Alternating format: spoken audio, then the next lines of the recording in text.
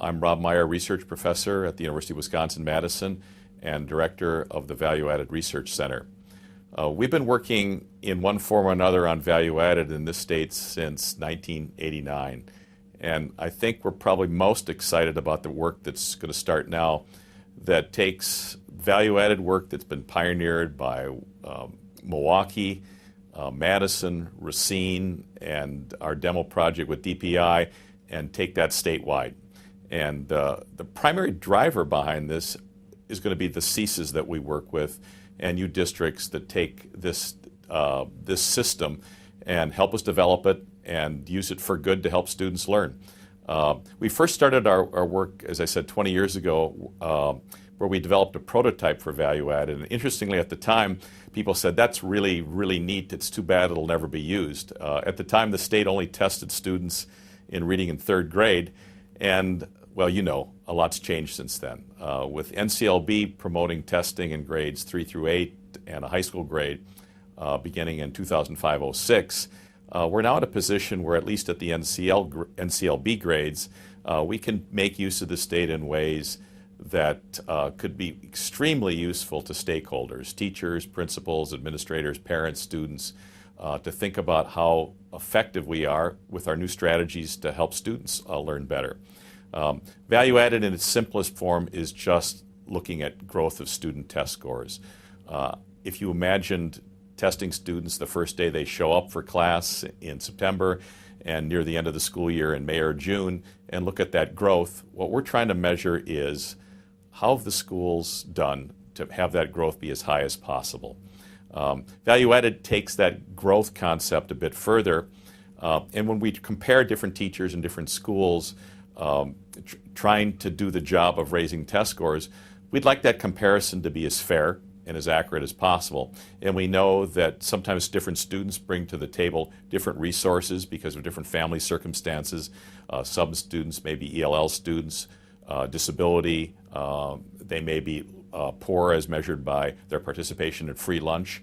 And so a complete value-added system takes account of those differences in kids so that when we look at test score growth, we could control using a statistical model for those differences so that we're measuring fair comparisons, in some sense apples to apples comparisons, rather than apples to oranges comparisons of the productivity of schooling.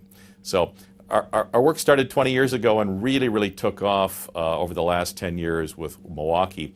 They've had a value-added based school report card for the last 10 years and are using value-added in very interesting ways. We expanded several years ago to do this work with Madison, and Madison, I think, has found this work very useful. One of the interesting things as we looked at different districts is that some districts have a pretty tight variation in value added, meaning that their high and low performing schools are fairly similar. Madison is an example of a district with that. Other districts would have quite a bit more variation.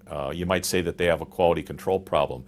A statewide value-added system allows you to really look at that data and have as wide a very large reference group, the entire all the districts in the state, so that you can get a sense of how well you're doing and how well are you doing compared to what's attainable, what's realistically possible in the state.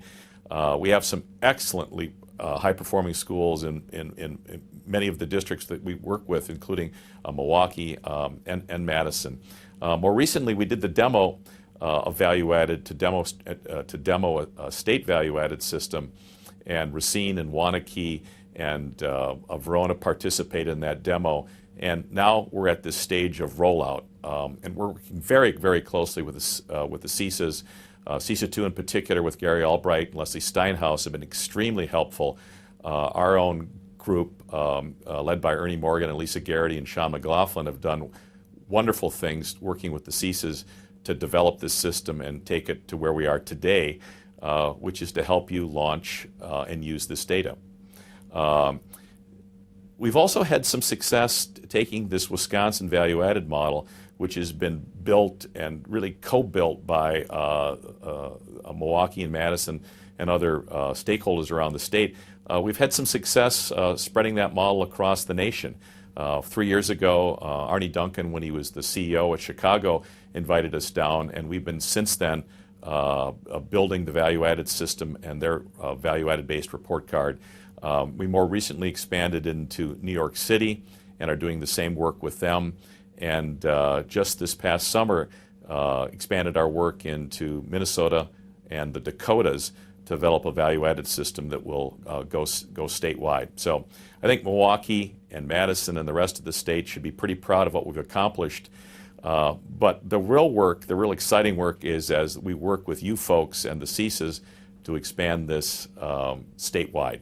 There's a lot of work to be done, and the main thing is not just producing the numbers, although it's important that they be done well and that they meet minimum technical standards. I think the important thing is how we use the numbers, and so I congratulate you and the CESAs for putting a lot of attention to the professional development that is required to understand what these numbers mean, how you can use them to make your school district better, and how you can explain this whole process of how value-added can be, in some respects, an engine for school improvement. So again, I thank you and I appreciate you beginning on this journey with us. And our staff is available to you from now on as partners as we develop this. So thanks very much.